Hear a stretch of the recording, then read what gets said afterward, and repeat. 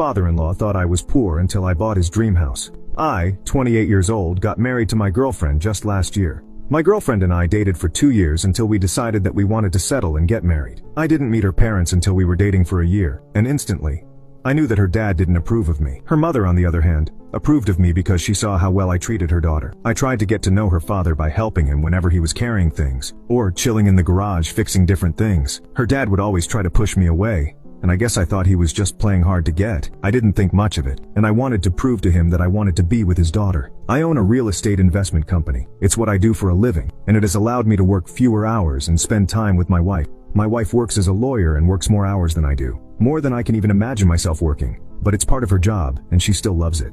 Both my mother and father-in-law know what I do for a living, but I don't think they understand the scale of my job. To my father-in-law, he thinks that I'm just a real estate agent that can't get any sales because I work less, and sees me all the time trying to bond with him. Recently, I got him to talk to me about houses because we were talking about my job. He mentioned this house that he calls his dream house and mentions how he tried buying it once, but couldn't because it was too expensive. I recognized the street and the house he was referring to because it was part of the houses that I had developed a couple of years ago. During the conversation, he asked me how I'm going to support her daughter. He told me that he sees me more than her daughter, and asked if I'm even working. I told him that I'm doing well with my job, and that I can definitely prove that I can support his daughter. He looked at me and told me that he was just going to be honest, and told me that he believes that I should let my daughter go. He told me that I was a good man, but I just wasn't the best fit for his daughter. I just imagined my daughter dating someone else, he said. I looked at him and said, like who? That's when I found out that he had a friend who owned a mechanic shop that had a son, and I guess they both made a promise to try to play matchmaking, and his father approved of it because that meant that his daughter would get married into the business. My heart sank. I spent the last couple of months trying to get this man to like me, but it felt like nothing was working. I told him that I wasn't going to leave his daughter, and that I would treat her daughter way better than his friend's son could.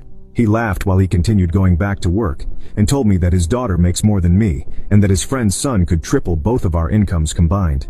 I looked at him, and asked him how he would know if his daughter was making more than me. He told me that it doesn't take a genius to tell that a lawyer will make more than a real estate agent.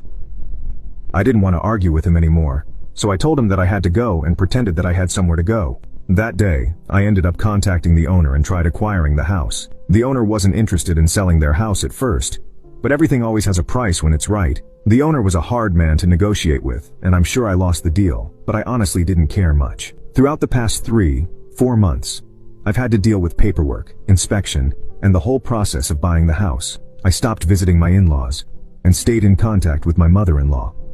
I would usually call her and check up on her, and she would always tell